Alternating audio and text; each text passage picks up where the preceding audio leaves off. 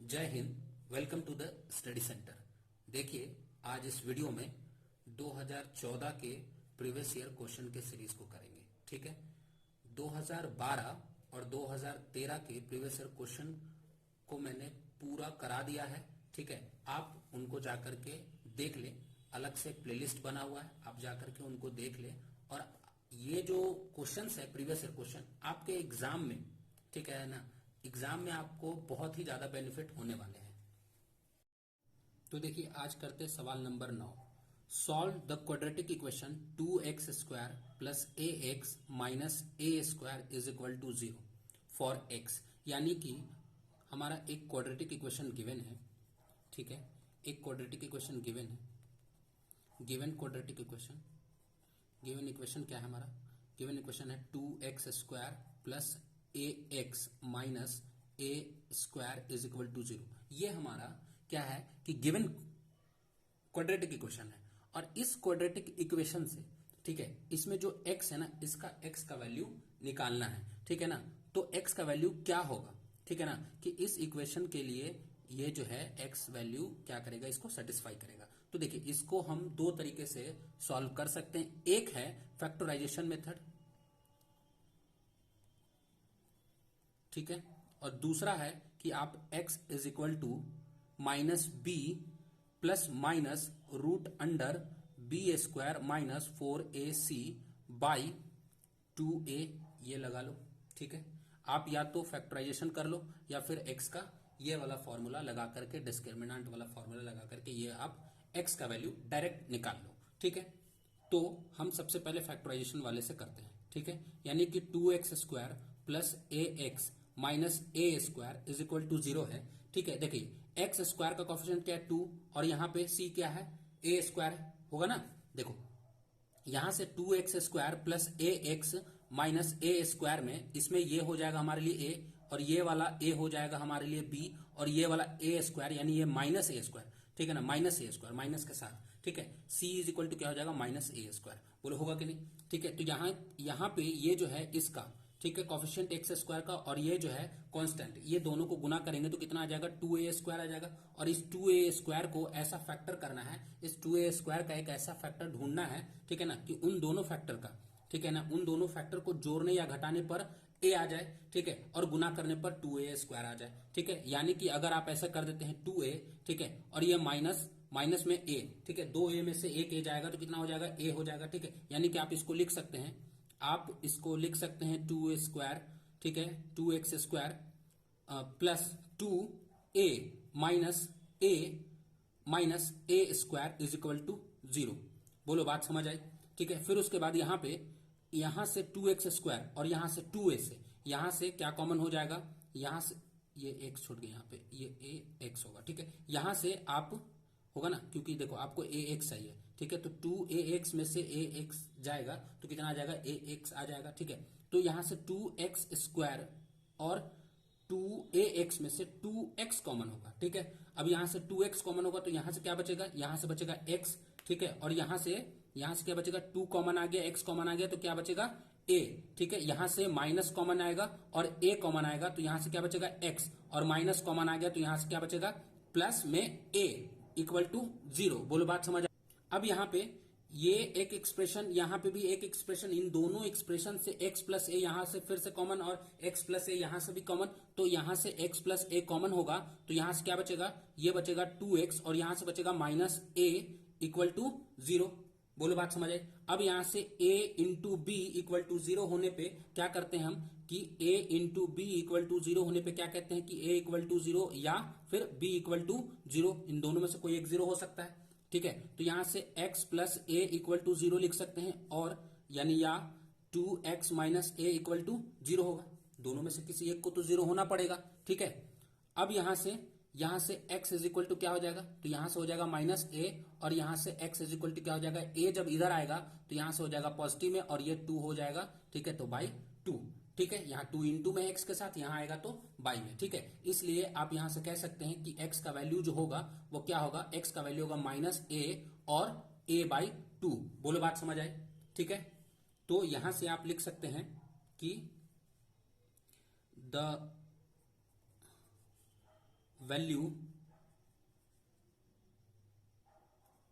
Value of x are minus A by 2 for given equation या of given equation. ठीक है, बोलो बात समझ आई। अब आप इसको इस x वाले फॉर्मूला से भी आप निकाल सकते थे। ठीक है, तो आपके लिए b कितना था, आपके लिए यहां पे b कितना था, आपके लिए b था कितना, b था a। ठीक है, इस इक्वेशन में b कितना था a। ठीक है, माइनस ए, ये प्लस माइनस b कितना a का स्क्वायर रूट में। ठीक है, माइनस 4 a कितना था, तो a था हमारे लिए 2। ठीक है, इंटू 2 और c कितना था, तो माइनस में a स्क्वायर, माइनस में a स्क्वायर, माइनस में a स्क्वायर, माइनस में a स्क्वायर। ठीक है, यानी ये इस तरीके से, यानी इस तरीके से ये देख लो आप, माइनस में a और फिर ये स्क्वायर इस तरीके से था। ठीक है, ये ब्रैकेट के अंदर माइनस, ब्रैकेट के अंदर स्क्वायर। ठीक है, ये याद रखना। ठीक है, अब यहां से ये बाई ये 2 इंटू ए कितना था 2 था। ठीक है, बोलो बात समझ आई।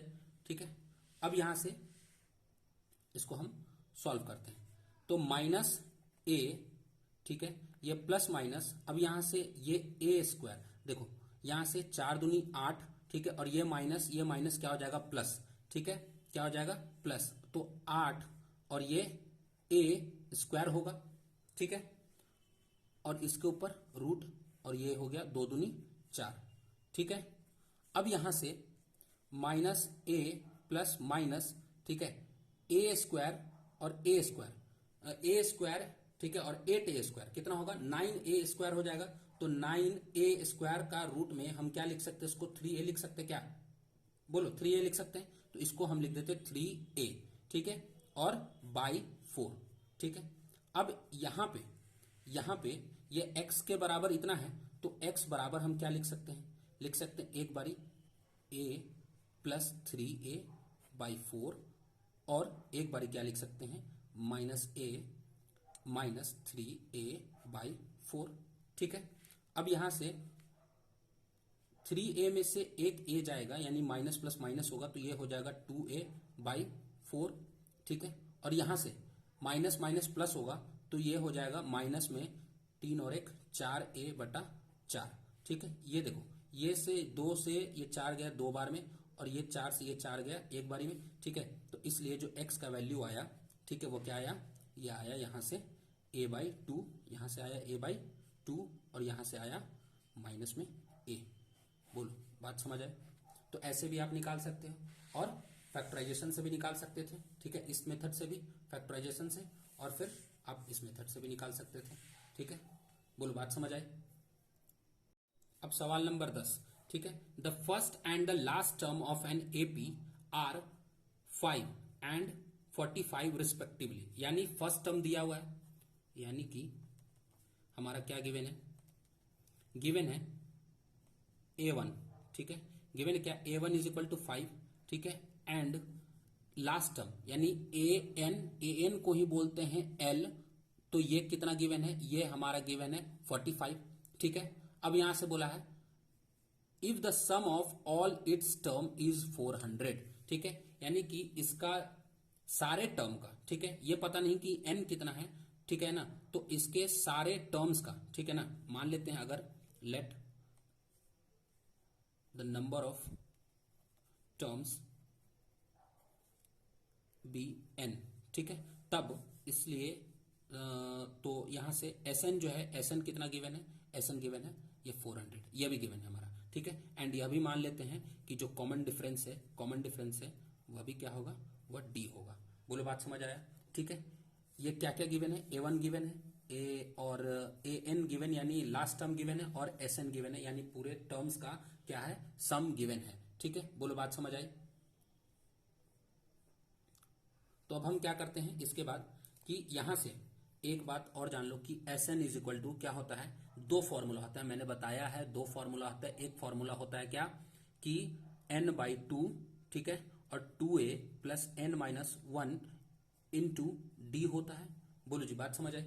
फिर दूसरा फॉर्मूला मैंने यह बताया, इस 2a को आप ऐसे लिख दोगे, a यहां लिखता हूं नीचे, n/2, इस 2a को अगर आप ऐसे लिख दो a plus a into n-1 into D, ठीक है। तो देखो आप a प्लस n-1, यही क्या है, an है, यानी यह लास्ट टर्म होगा, ठीक है। यानी कि n/2 a प्लस इस पूरे के लिए क्या लिख सकते हैं, प्लस इस पूरे के लिए मैं कह रहा हूं, इसके लिए a plus n-1 into D के लिए क्या लिख सकते हैं, l या an, ठीक है, l या an लिख सकते हैं। यानी कि n/2 a प्लस l क्या होता है, यह हमारा SN होता है, अगर हमारा फर्स्ट टर्म और लास्ट टर्म गिवन होता है तो, ठीक है। अगर आपका यहाँ पे फर्स्ट टर्म गिवन है, लास्ट टर्म गिवन है, ठीक है, अब फर्स्ट टर्म, लास्ट टर्म और SN भी गिवन है, ठीक है। तो अब यहाँ पे 400 अगर रख देंगे, यहाँ पे n/2 इस तरीके से रख करके a 5 और ये 45 रख करके अगर आप निकालेंगे तो यहाँ से आपका n निकल जाएगा, ठीक है। और जब n निकल जाएगा तो आप क्या निकाल सकते हैं, कॉमन डिफरेंस भी निकाल सकते हैं, ठीक है। तो हम क्या करते हैं, पहली चीज कि हम जानते हैं कि SN इज इक्वल टू कितना होता है, n/2, ठीक है, और a, इसको अभी रखते हैं, SN कितना गिवन ऐसे लिखते हैं, ठीक है। और SN इज इक्वल टू ना यहां पे लिखते हैं, SN इज इक्वल टू क्या हो गया, n/2, ठीक है, a प्लस l, ठीक है, और ये हो गया 400, ठीक है।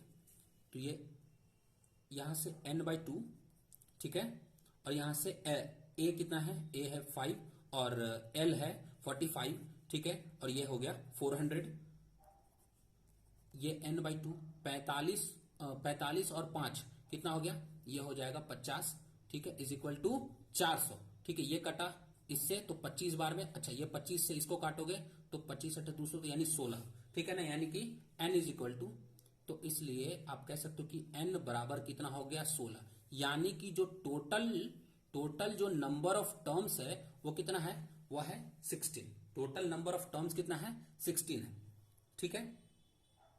अब यहां पे यानी कि ये an को हम क्या बोल सकते हैं, ये n अगर 16 है और an कितना गिवन है हमारा 45 है, ठीक है। तो इस an को, ठीक है, इस an को हम बोल सकते हैं कि ये an ना हो करके ये कितना है, ये है 16, बोल सकते क्या, ऐसा बोल सकते, ऐसा लिख सकते कि an है, यानी a16 हमारा कितना है, 45 है, ठीक है। और अब मैंने बताया है कि an बराबर क्या होता है जी, तो a plus n-1 into D होता है, बोलो होता है कि नहीं होता है, यानी कि जितना ये नंबर होता है यहाँ n, ठीक है ना, वही चीज यहाँ a प्लस n-1 इससे एक कम, यानी कि अगर मैं यहाँ पे a 100 लिख दूं तो a प्लस 100 से एक कम, यानी कि 99d होता है। बोलो अगर मैं लिख दूं a7 तो ये a प्लस 6d लिखोगे आप, तो उसी तरीके से मैं लिख दूं a16 तो उसको आप क्या लिखोगे, a प्लस 15d लिखोगे कि नहीं लिखोगे, बोलो। तो यहीं पे यही चीज यहां पे है, ठीक है। तो a16 के लिए आप क्या लिखोगे, a plus 15d is equal to 45, बोलो समझ आ रही है बात, ठीक है। फिर उसके बाद a कितना गिवन था, a तो हमारा ऑलरेडी गिवन था यहाँ पे, a1 यानी कि फर्स्ट टर्म कितना 5, ठीक है। तो यहां से a is equal to 5 plus 15d is equal to 45, ठीक है। अब यहां से यह 5 इधर आकर के 45 के साथ घटेगा, ठीक है। तो यहां से हो जाएगा यह 15d इज इक्वल टू 45 में से 5 जाएगा तो ये हो जाएगा 40, ठीक है। तो यहां से d इज इक्वल टू 40 बटा 15, यानी कि अगर आप इसको काटोगे 5 × 8 = 40 और ये 5 × 15, तो आप यहां से कह सकते हो कि ये जो d है, यह d कितना होगा, यह 8/3 होगा, यानी कि 8/3, ठीक है। कॉमन डिफरेंस कितना आया, 8/3, बोलो जी बात समझ आई। अब है सवाल नंबर 11, ठीक है। Prove that the line segment joining the point of contact of two parallel tangent of a circle passes through its centre. कह रहा है कि एक इस तरीके का सर्किल है, ठीक है। अब इस सर्किल में, ठीक है ना, 2 पैरेलल टेंजेंट है, ठीक है। यहां पे 2 ठो इस तरीके से पैरेलल टेंजेंट है, ठीक है। यह 2 पैरेलल टेंजेंट है, ठीक है। अब सर्किल के पॉइंट ऑफ कांटेक्ट पे, यानी कि इस टेंजेंट के पॉइंट ऑफ कांटेक्ट से, ठीक है ना, इन दोनों जो ये जो टेंजेंट, जो पैरेलल टेंजेंट है, इनके टेंजेंट के पॉइंट ऑफ कांटेक्ट से जो मिलने वाला, ये जो मिलने वाला, ठीक है, ये जो मिलने वाला जो लाइन सेगमेंट है, यह जो है सर्किल के सेंटर से पास करेगा। यह बात ये कह रहा है, यानी यह चीज प्रूव करना है। बोलो बात समझ आए? तो मान लेते हैं कि यहां पे यह टेंजेंट ए और यह टेंजेंट ए बी और ये टेंजेंट सी डी है, ठीक है। अब ये टेंजेंट ए बी टेंजेंट का ये पॉइंट ऑफ कांटेक्ट एक मान लेते हैं पॉइंट पी है, और दूसरा मान लेते हैं कि ये क्यू है, ठीक है। यानी कि पॉइंट ऑफ कांटेक्ट से जो लाइन मिल रहा है ये पी क्यू, ये क्या होगा, ये लाइन सेगमेंट या सेंटर से, इस सेंटर से गुजरेगा। बोलो बात समझ आया? अगर मैं यहां पे एक चीज ये प्रूफ कर दूं कि यह जो एंगल है, यानी कि ये जो सेंटर के पास जो एंगल बन रहा है, ये पी ओ क्यू या क्यू ओ पी, अगर ये पूरा का पूरा एक स्ट्रेट लाइन है, यानी कि इसका जो एंगल है, ठीक है, ये कितना है, अगर यह 180 डिग्री है, तो हम कह सकते हैं ना कि ये स्ट्रेट लाइन है जो कहां से, सेंटर से होकर के गुजर रहा है, ठीक है। बोलो बात समझ आई? तो सबसे पहले कि गिवन है हमारा, ठीक है, गिवन है हमारा क्या, two tangent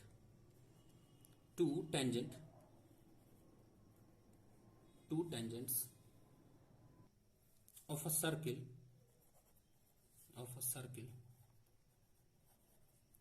to parallel tangent, आप लिख लो, two parallel tangents of a circle whose centre O, ठीक है।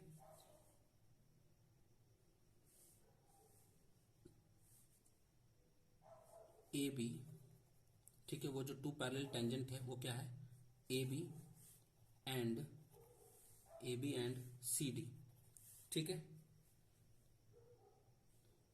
हुज पॉइंट ऑफ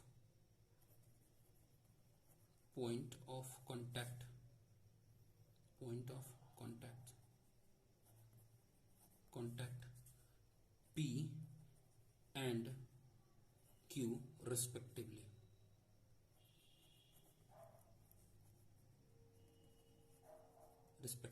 ठीक है। इस तरीके से, यानी कि ए बी और सी डी दो पैरेलल टेंजेंट हैं, ठीक है, जिसका पॉइंट ऑफ कांटेक्ट पी और क्यू है, ठीक है। अब यहां से हम क्या करते हैं, कंस्ट्रक्शन, क्या कंस्ट्रक्शन करते हैं, तो कंस्ट्रक्शन करते हैं कि यहां से ना हम ज्वाइन करेंगे इस ओपी को, ठीक है, और ओ से पी को और ओ से क्यू को। देखो ये तो पता नहीं कि ये जो है ये एक पूरा सीधा लाइन होगा, ठीक है, लेकिन हम पहले क्या करेंगे, एक कंस्ट्रक्शन करेंगे, क्या कि ओ से पी को, ठीक है, इस सेंटर से ओ से पी को और इस ओ से क्यू को, यह एक कंस्ट्रक्शन करते हैं, यानी कि ज्वाइन करेंगे, join O P and O Q, ठीक है, O P and O Q, यह कंस्ट्रक्शन करेंगे, एंड ड्रॉ ओ आर, यहां से ओ आर, ठीक है, ओ आर कैसा, पैरेलल टू ए पी इस ए पी के पैरेलल या एंड सी क्यू के पैरेलल, ठीक है, यानी कि इस तरीके से कुछ, ठीक है, किसके पैरेलल, तो यहां से हम ये एपी के या सी क्यू के पैरेलल इस तरीके से हम एक ओ आर लाइन खींचते हैं। बोलो बात समझ आई? अब यहां से सी क्यू ये पैरेलल है आर क्यू के, ठीक है, पैरेलल है आर ओ के, ठीक है। तो यहां से आप ये चीज लिख सकते हो कि ये जो एंगल है सी क्यू ओ, ठीक है, कौन सा एंगल, सी क्यू ओ, ये एंगल, ठीक है, ये जो एंगल है एंगल सी क्यू ओ, ठीक है, ये एंगल, और आर ओ क्यू, ठीक है, क्या plus angle R O Q, ठीक है, आर ओ क्यू, ठीक है, इज इक्वल टू 180 डिग्री, ठीक है। तो क्यों, तो sum of adjacent interior angle,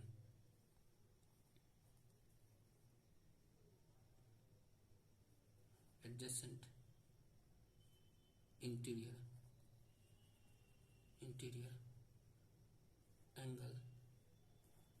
angles is 180 degree. ठीक है, याद करो ये को इंटीरियर है।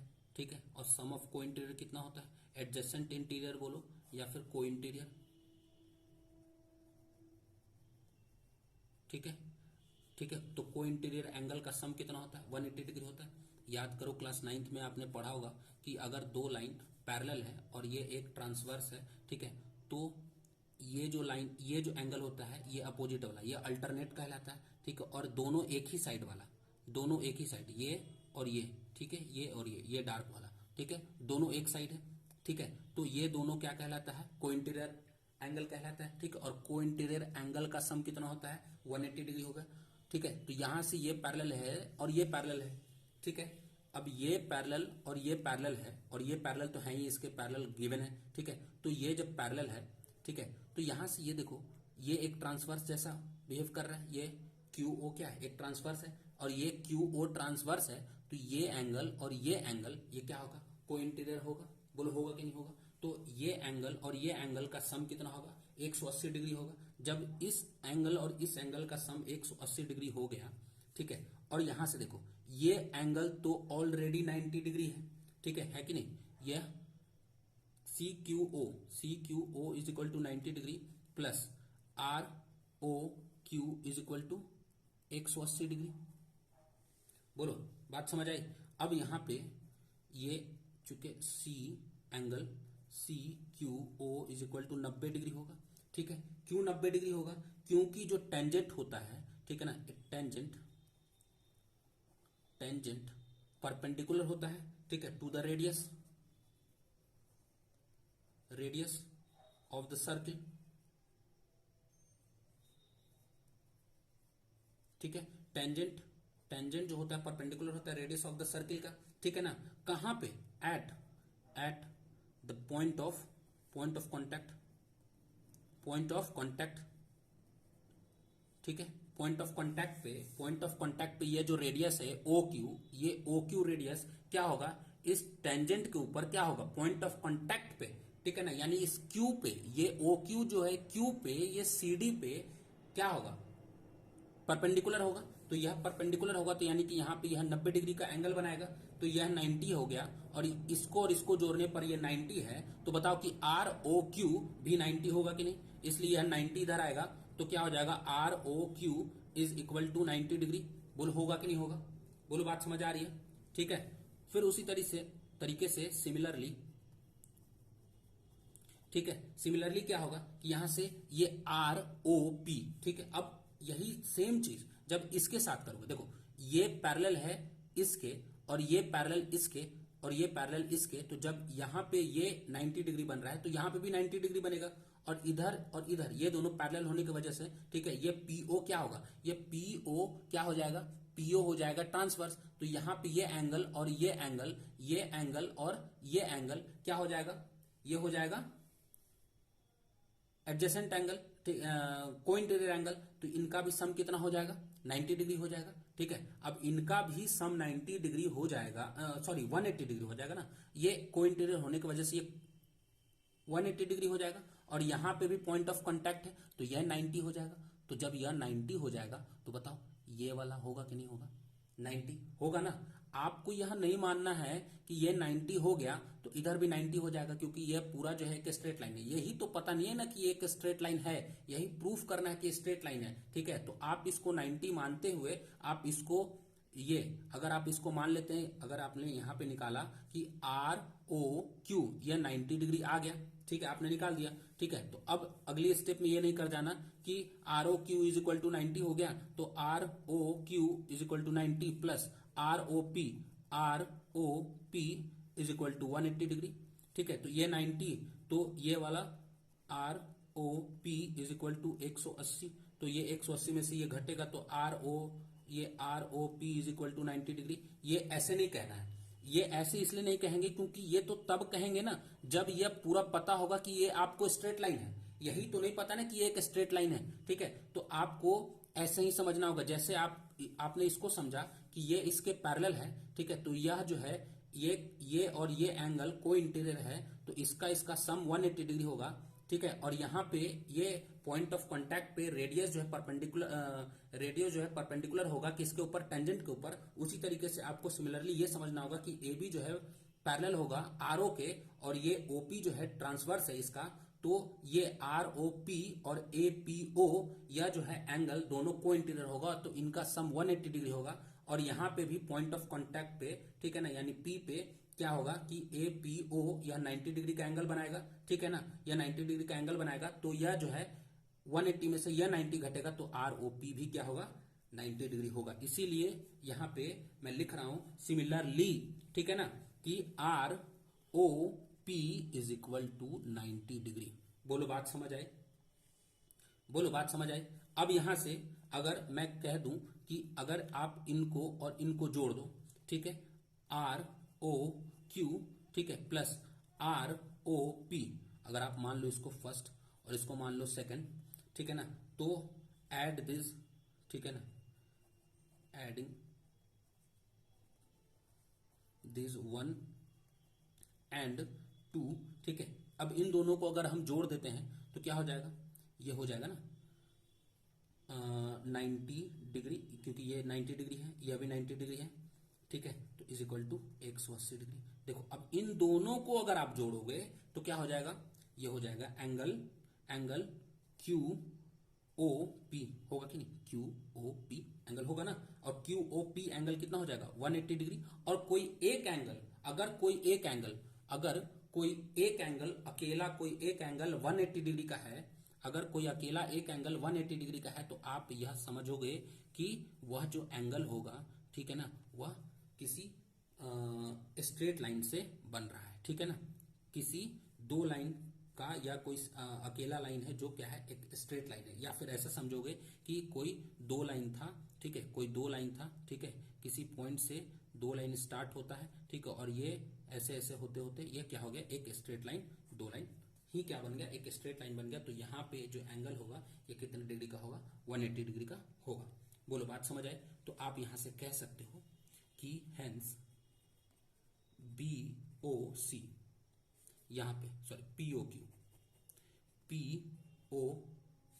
क्यू यहां से ये पी ओ क्यू, ठीक है, P O Q is a straight line, ठीक है, पासिंग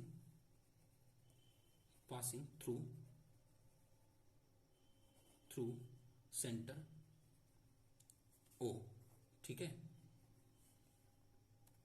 अगर यह ओ से पास कर रहा है तो आप यहां से कह सकते हो दस the line segment joining the points of contact of two parallel tangents of a circle passes through its center, ठीक है। देखो ये मैंने क्या कर दिया, ये वाला लाइन को ना यहाँ पे कॉपी कर दिया, ठीक है। बोलो बात समझ आई। तो ये हो गया प्रूफ, ठीक है। आपको ऐसे ही बनाना होगा तब जाकर के यह पूरा का पूरा यह नंबर मिलेगा, ठीक है। बोलो बात समझ आए। Question number 12, if from an external point P, ठीक है, किसी एक्सटर्नल पॉइंट P से, सर्किल के किसी एक्सटर्नल पॉइंट P से जिसका सेंटर O है, two tangent PQ and PR are drawn, ठीक है, खींचा जाता है। अगर एक सर्किल है, ठीक है, इसके बाहर कोई पॉइंट P है, कोई बाहर पॉइंट P है, ठीक है, इस तरीके से, ठीक है, ठीक है, यह पॉइंट P से, यानी कि यहाँ Q और ये R मान लेते हैं, यानी कि ये PQ या PQ, ये PQ खींचा गया और ये PR खींचा गया है, ठीक है। तो PQ और PR से, ठीक है ना, इस तरीके से खींचा गया कि यहाँ जो एंगल बन रहा है QPR, ये QPR से कितना बन रहा है, कितने डिग्री का एंगल बन रहा है, ये बन रहा है, ये एंगल बन रहा है 120 डिग्री का। बोलो बात समझ आए? ठीक है, ठीक है, जिसका सेंटर क्या है, ओ है। ठीक है, तो यहां पे हम क्या करेंगे कि गिवन, सबसे पहले गिवन, ठीक है, आपको ये सब लिखना है। ठीक है, नहीं लिखना है तो फिर आपको फिर नंबर भी नहीं मिलेगा। ठीक है, आपको ये लिखने का नंबर मिलेगा। ठीक है, और लिखने के लिए क्या है, गिवन जब भी लिख रहे हो आप क्वेश्चन से कॉपी करने का कोशिश करो, थोड़ा सा बदल करके, लेकिन आप कॉपी करो इसको। ठीक है, तो देखो मैं लिखता हूं एन एक्सटर्नल पॉइंट। ठीक है, या फिर आप ऐसे भी लिख सकते थे कि circle is given whose external point P. ठीक है, and from P there are two tangent. तो इस तरीके से आप ऐसे भी लिख सकते थे, लेकिन मैं आप लोगों के लिए क्या कर रहा हूं, ये ऐसे लिख रहा हूं। ठीक है, an external point, external point P of a circle, circle with centre, with centre, centre O,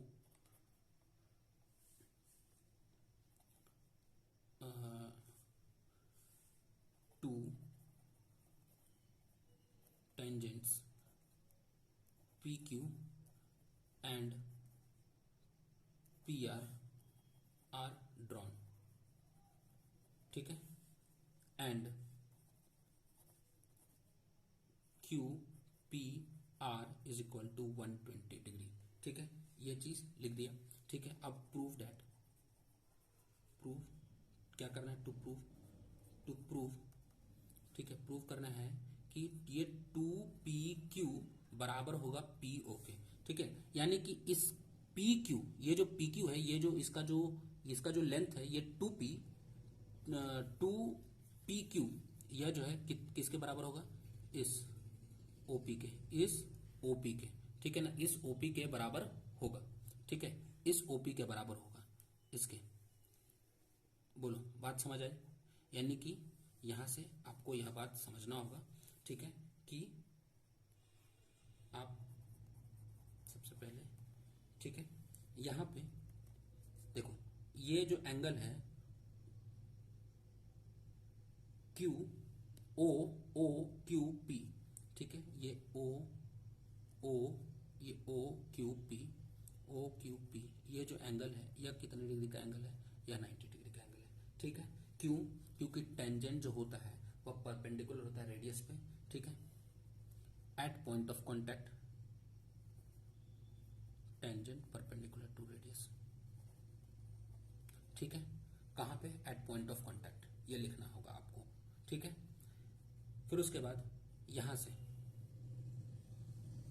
Q P O, ठीक है, ये Q P O, ठीक है, एंगल Q P O यह कितना है, यह 60 डिग्री का है। ठीक है, यह 60 डिग्री का है क्योंकि ये जो है OP क्या है, यह जो है बाइसेक्टर है। OP is bisector of angle QPR का, QPR का यह क्या है, बाइसेक्टर है। ठीक है, QPR का बाइसेक्टर है कौन, ये OP। ठीक है, बोलो बात समझ आ रही है? तो यहां से इन ट्रायंगल इसका बात कर रहे हैं। ठीक है, PQO, ठीक है, इस ट्रायंगल में PQO में, ठीक है, यहां पे ये तो 90 डिग्री होगा। ठीक है, ये तो 90 डिग्री होगा क्योंकि पॉइंट ऑफ कांटेक्ट पे क्या होता है, रेडियस जो होता है टेंजेंट के परपेंडिकुलर होता है। ठीक है, बोलो क्या होता है, पॉइंट ऑफ कांटेक्ट के ऊपर रेडियस क्या होता है, परपेंडिकुलर होता है ना, ये तो ये 90 डिग्री हो जाएगा। ठीक है, और ये जो होता है, ये OP जो होता है, ठीक है ना, ये जो लाइन है, ये जो लाइन है, ठीक है, ये सेंटर से इस एक्सटर्नल पॉइंट को मिलने वाला जो लाइन है, ठीक है, तो ये जो दोनों टेंजेंट से बनने वाला जो कोण होता है ना, इसको यानी जो एंगल होता है, इसको क्या करता है, ये बाइसेक्ट करता है। यह भी आपको याद रखना है। ठीक है, बोलो बात समझ आए? अब यहां से तो ट्रायंगल PQO में, ठीक है, क्या करते हैं, ट्रायंगल PQO में हम क्या लगा देते हैं, cos 60 डिग्री लगा देते हैं। बोलो जी, यहां से, क्योंकि यह तो 60 डिग्री का हो जाएगा कि नहीं हो जाएगा। ठीक है, तो अब अगर हम cos 60 लगाएंगे, देखो क्या निकालना है, हमको निकालना है PQ और OP। ठीक है, तो ये जो है यहाँ पे इस 60 के सामने वाला ये क्या बन जाएगा, देखो 60 के सामने वाला क्या बनेगा, ये बन जाएगा हमारे लिए परपेंडिकुलर। तो कभी भी एंगल के रिस्पेक्ट में जो सामने वाला जो साइड होता है वो क्या होता है, परपेंडिकुलर होता है। ठीक है, तो ये परपेंडिकुलर हो जाएगा और ये क्या हो जाएगा, बेस हो जाएगा। बेस हो जाएगा ना, बोलो होगा कि नहीं होगा। पी क्यू क्या होगा, बोलो बेस होगा। ठीक है, पी क्यू क्या होगा, या बेस होगा। तो यह जो है पी क्यू बेस होगा, तो ये परपेंडिकुलर होगा, ये बेस होगा, तो ये क्या होगा, ओपी। ओपी हाइपोटेनवस होगा। ठीक है, तो हम यहाँ पे ये देख रहे हैं कि यह बेस और ये हाइपोटेनवस, तो बेस और हाइपोटेनवस के बीच के ट्रिग्नोमेट्रिक रेशियो को क्या कहते हैं, कॉस कहते हैं, कॉस थीटा। यानी तो कॉस 60 डिग्री लगा देंगे ना, बोलो। तो cos 60 degree is equal to base by hypotenuse, यानी कि पी क्यू बाई पीओ या ओपी। ठीक है, बोलो बात समझ आ रही है। अब यहां से देखो cos 60 डिग्री का वैल्यू 1/2, मुझे पता है किसी को याद नहीं होगा ये वैल्यू। ठीक है, तो cos 60 डिग्री याद कर लो। ठीक है ना, cos 60 डिग्री का वैल्यू 1/2 और ये पी क्यू और ये हो गया ओपी। ये ओपी इधर आया, ये इधर गया। ठीक है, क्रॉस मल्टीप्लीकेशन, तो ये हो गया OP is equal to 2PQ। ठीक है, अब इसको थोड़ा सा और सजा दो, तो इसको इधर और इसको इधर, तो 2PQ is equal to OP. बोलो ये प्रूफ हो गया। ठीक है, बोलो बात समझ आई। अब सवाल नंबर 13। ठीक है, रहीम टॉसेस 2 डिफरेंट कॉइन्स साइमल्टेनियसली। ठीक है, रहीम जो है 2 सिक्कों को क्या करता है, एक साथ उछलाता है। ठीक है, find the probability of getting at least 1 tail. तो कम से कम, ठीक है ना, क्या कह रहा है कि कम से कम एक बारी टेल या एक टेल आने का संभावना, प्रायिकता कितना होगा, प्रोबेबिलिटी कितना होगा। ठीक है ना, तो ठीक है, रहीम उछालता है 2 सिक्का, रहीम टॉसेस 2 डिफरेंट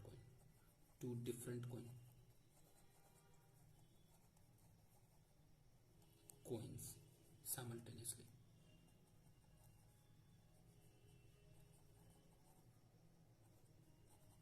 ठीक है, तब क्या होगा, then the sample space is. अच्छा, तब क्या हो सकता है कि दोनों सिक्के पर क्या आ सकता है, क्या नहीं आ सकता है। तो देखो, ये या तो एक सिक्के पे हेड तो दूसरे सिक्के पे भी हेड आ जाए, ये ऐसा पॉसिबल हो सकता है ना। और या तो एक सिक्के पे हेड तो दूसरे पे टेल। ठीक है, यह भी हो सकता है कि या तो एक पे टेल या तो एक पे दूसरे वाले पे हेड। ठीक है, या तो यह भी तो हो सकता है ना कि एक पे टेल तो दूसरे पे भी क्या, टेल, ये हो जाए। ठीक है, एक पे हेड तो दूसरे पे हेड, एक पे हेड तो दूसरे पे टेल, एक पे टेल तो दूसरे पे हेड, तो एक पे टेल तो दूसरे पे भी टेल, ऐसा हो सकता है। यानी कि आप कह सकते हो कि जो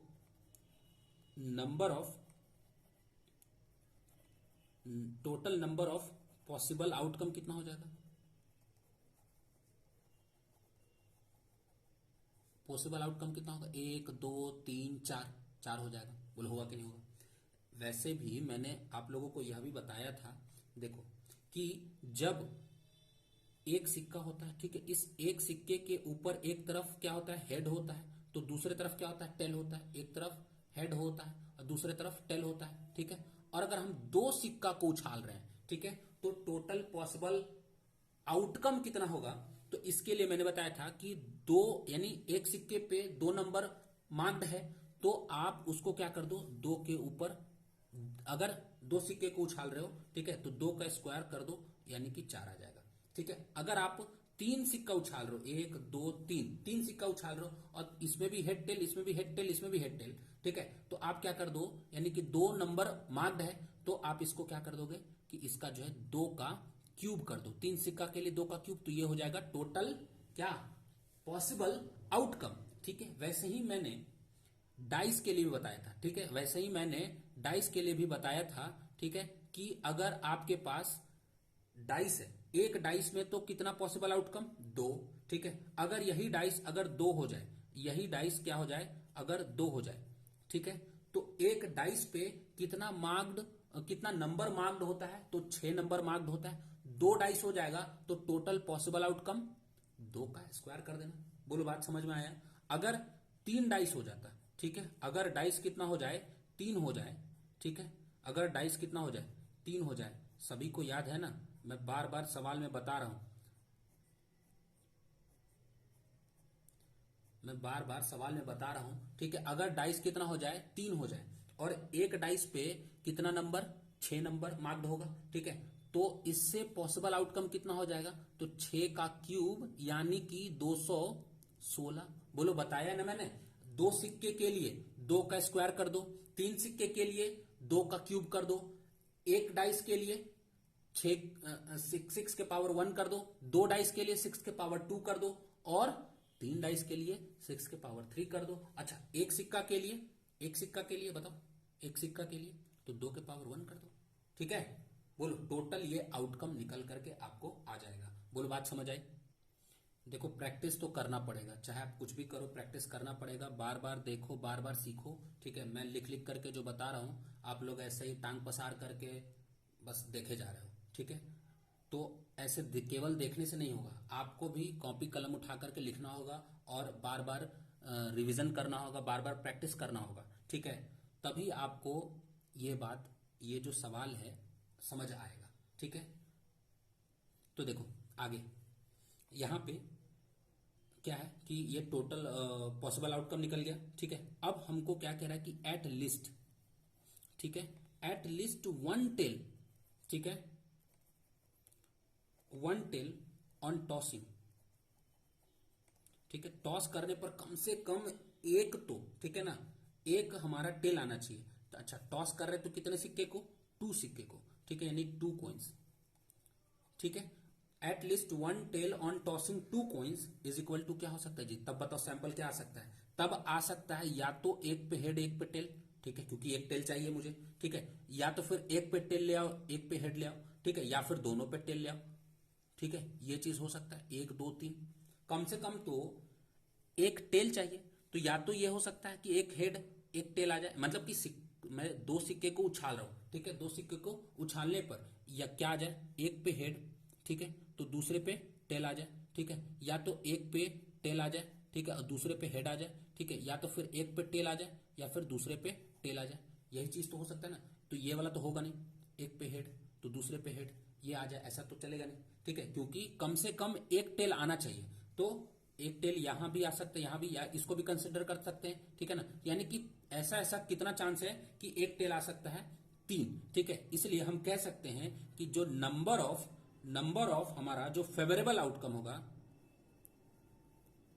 favourable outcome favourable outcome favourable outcome कितना होगा, वह 3 होगा। बोलो बात समझ आया। तो हमारा जो प्रोबेबिलिटी होगा वो क्या क्या होगा, तो बताओ, प्रोबेबिलिटी इज इक्वल टू क्या होता है, फॉर्मूला बताओ, number of favourable favourable favourable outcome, ठीक है, by by total number of possible outcome,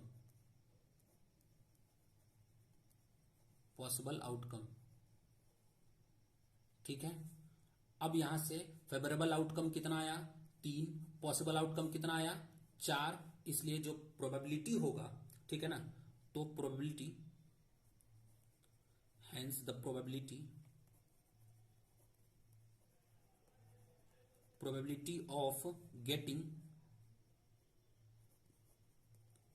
getting, देखो यहीं से लिख रहा हूं मैं, probability of getting at least 1 tail, getting at least 1 tail is 3/4। बोलो ये हो गया आंसर, समझ आया।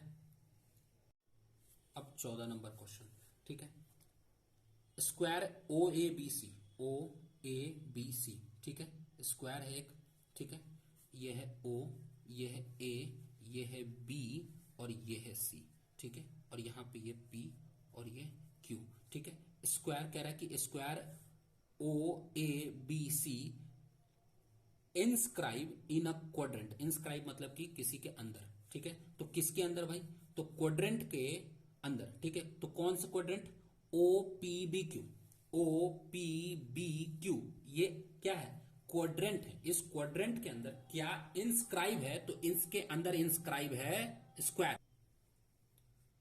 If O A is equal to 20 centimetre, ये ओ ए अगर 20 सेंटीमीटर है, find the area of shaded region. तो इस शेडेड रीजन का एरिया निकालना है, ठीक है। तो हमारा गिवन है क्या?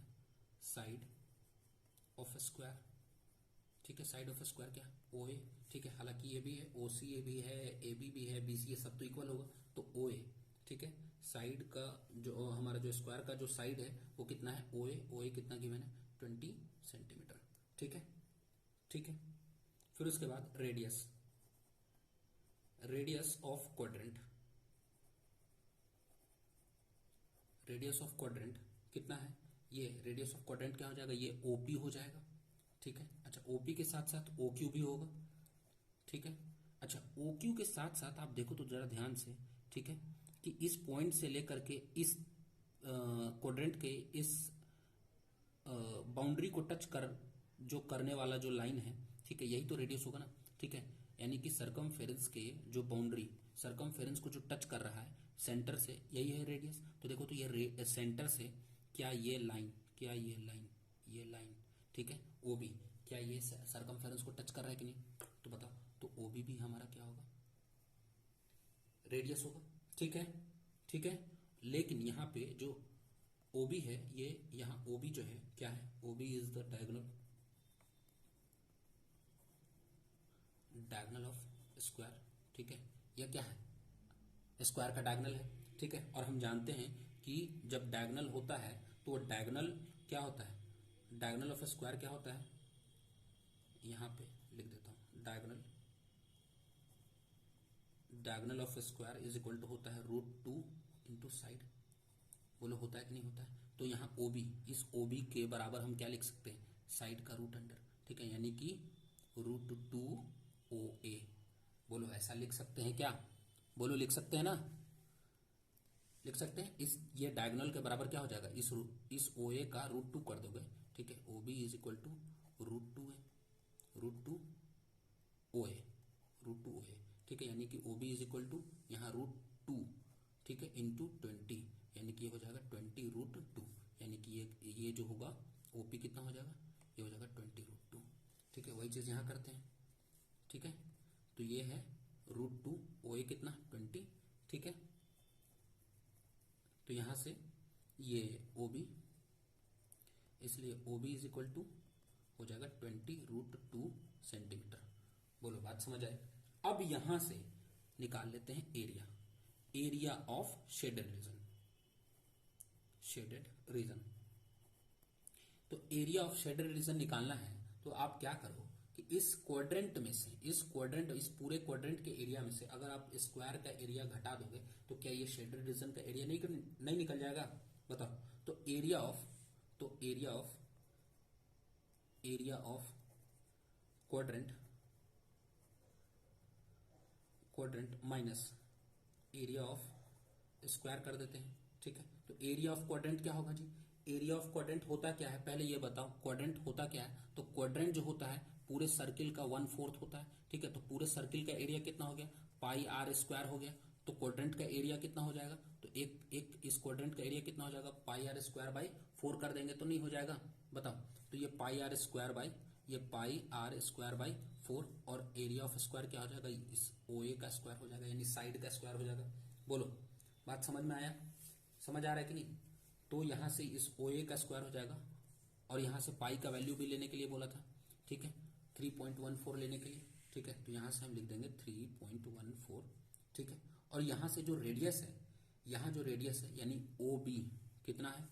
ये ओ बी है, तो ओ बी कितना है? ये 20 √2, अच्छा स्क्वायर है तो फिर 20 √2 लिख दो ऐसे, ठीक है। और ये बाई 4 माइनस ओ ए यानी कि 20 का स्क्वायर, ठीक है। साइड हमारा 20 हो गया। अब यहां से ये देखो, 2 से इसको काटोगे तो ये 10 हो जाएगा, बचेगा 2, फिर 2 से इसको काटोगे 10 हो जाएगा, ठीक है। अब ये देखो, यहाँ पे 1 जीरो, यहाँ पे 1 जीरो, यानी 2 जीरो, 2 जीरो से ये पॉइंट के बाद 2 अंक है वो खत्म हो जाएगा, यानी कि 3 क्या बचेगा? 314 बचेगा, ठीक है। और ये √2 इंटू √2 2 बचेगा, ठीक है। और यहां से 2 दूनी 4, तो यानी कि 2 जीरो का 1 जीरो का 2 जीरो हो जाएगा, यानी कि 400, यानी कि 20 का स्क्वायर हो जाएगा ना 400। ठीक है, अब यहाँ पे 314 को 2 से गुना करोगे तो 628 आएगा। बोलो आएगा कि नहीं आएगा? ठीक है, अब ये 628 में से 400 जाएगा तो कितना आ जाएगा? 228। बताओ ये इतना सेंटीमीटर स्क्वायर होगा कि नहीं? बोलो, समझ आई बात? बोलो जी, समझ आई बात? तो इतना सेंटीमीटर स्क्वायर, 228 सेंटीमीटर स्क्वायर किसका हो गया एरिया? इस पूरे शेडेड रीजन का एरिया कितना हो गया? 228 सेंटीमीटर स्क्वायर। ठीक है, तो आप यहां से लिख सकते हो कि दस द एरिया ऑफ शेडेड